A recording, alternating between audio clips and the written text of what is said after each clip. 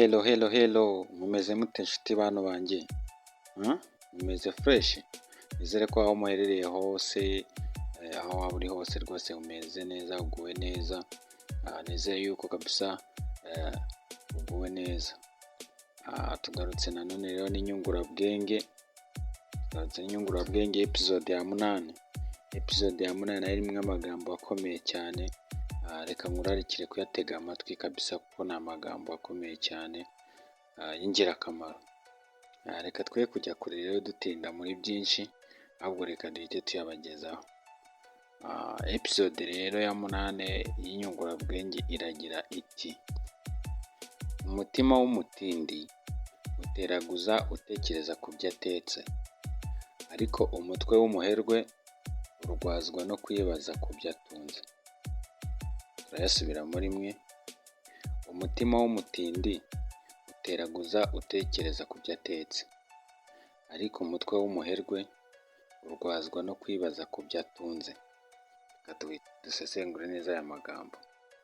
Niba utarakora subscribe yikore na like, ubundi dukomeze neza n'aya magambo kabisa tuyasesengura. Ni ukuvuga ngo umutima w'umutindi uteraguza utekereza ku byo atetse. Ubusobanuro bw'aya magambo, ushobora kumva iri jambo ugahita nyine wumva ko ari nk'ijambo ryoroshye, ariko mu by'ukuri ni amagambo akomeye. Ni ukuvuga ngo hano icyo nashaka kuvuga, nandika aya magambo kuko aya ni amagambo njye ku giti cyanjye mfata umwanya nkayandika cyangwa se nkayahimba bitewe n'ubutumwa mba nshaka gutanga. Hano muri iyi ntero ya mbere ibanza, icyo nashaka kuvuga ngo umutima w'umutindi uteraguza utekereza ku byo atetse. Hano ni ukuvuga ngo buri muntu wese asanzwe agira icyiciro cy'imibereho abamo, ariko icyo cyiciro cy'imibereho abamo ni nacyo nyine kigena uko abaho. Icyo kimugenera ibyo agomba guhangayikira mu buzima bwe. Ni ukuvuga ngo buri muntu ahangayikira nyine ibyo atunze cyangwa se ibyo afite, ibimubabaje nyine bimuraje inshinga, nibyo umutima we niwo uriho, nibyo uba uriho, nibyo utekereza, nibyo biba bimuhangayikishije. Ni ukuvuga ngo umutima wawe nyine, umutima w'umutindi uteraguza utekereza ku byo atetse.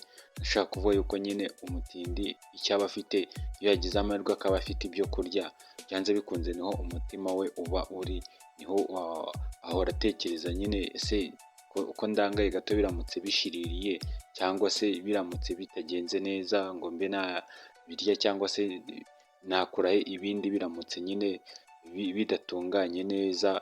Niyo mpamvu nyine umutima uba ugomba guhora ubigarukaho, cyangwa se ugateraguza nyine utekereza kuri bya bindi nyine atetse, kuko nibwo butunzi afite, cyangwa se nibyo atezeho amakiriro.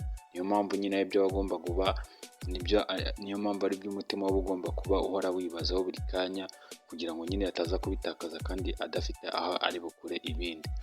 Noneho igice cya kabiri cy'inyungurabwenge kiravuga ngo ariko umutwe w'umuherwe urwazwa no kwibaza ku byo atunze. Ni ukuvuga ngo nyine n'umuntu utunze ibintu byinshi cyane cyangwa se ibya mirenge, nawe byanze bikunze ubwonko bwe buhora nyine bwibaza kuri ya mitungo y'indengakamere afite, bwibaza nyine ese biramutse bihombye cyangwa se biramutse bitagenze neza, uko we aba afite n'ibintu byinshi cyane bimwinjiriza amafaranga, cyangwa se byamuhesheje ubwo bukungu afite. Kubera ko ari byinshi cyane, kubimanaginga nyine biramugora, cyangwa se kubijera biramugora cyane mu bwonko. Noneho kuba ari byinshi cyane mu mutwe we, guhora byibazaho buri kanya bikaza kumurwaza umutwe. Nicyo nashatse kuvuga. Muri make rero, iri jambo kuvuga ngo umutima w'umutindi uteraguza utekereza ku byo atetse, ariko umutwe w'umuherwe urwazwa no kwibaza ku byo atunze. Ndashaka kwerekana yuko nyine umukene duke afite araduhangayikira, ariko umutima nyine ugahora utwibazaho nyine aduhangayikiye kugira ngo ataza kutubura. Ariko umukire we kuko aba afite byinshi cyane bya mirenge, bimutera guhangayika cyane bitewe n'uko aba azi neza yuko uburyo abigezeho byamuvunnye cyane, kandi akaba azi neza yuko aramutse anasubiye inyuma kongera kugera ku rwego yagezeho byamugora cyane. Ubwo nibyo bihora bimutera nyine guhangayika cyane, cyangwa se bikaba byamurwaza umutwe. Aya magambo rero ukazajya uyakoresha ushaka nko kwereka umuntu cyangwa se uri kumubwira yuko nyine ibyo utunze cyangwa se we ibyo atunze, urwego ariho rw'ibyo afite ari byo bigena uko agomba kuba yahangayika cyangwa se uko yabaho,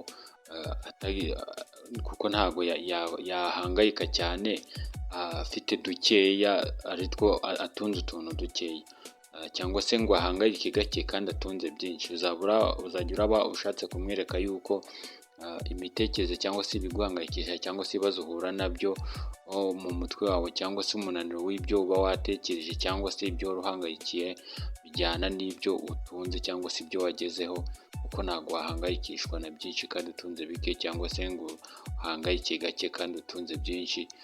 Urwego rw'ibyo dutunze cyangwa rw'ibyo twagezeho nirwo rugena n'uko tugomba kubihangayikira cyangwa se umuhangayiko wacu uko ungana. Ngushimira ko wafashe umwanya ugakurikira iki kiganiro cyangwa se ugakurikira aka gace k'ikiganiro inyungurabwenge. Nizere ko hari ikintu igusigiye cyangwa se igufashije. Reka tuzasubire mu kindi gice gikurikiyeho cy'inyungurabwenge. Niba utarigeze ukora subscribe kuri iyi channel wayikora, kugira ngo nyine ujye ukomeza ubone ibiganiro dukora umunsi ku munsi. Ndagushimiye, wakora like, ukaba wanasharinga wenda ku muntu uzi wenda ukunda ibiganiro birimo amagambo nk'aya ngaya y'ubwenge. Tuzasubira, Imana ikomeze kureba neza kandi kwishimira.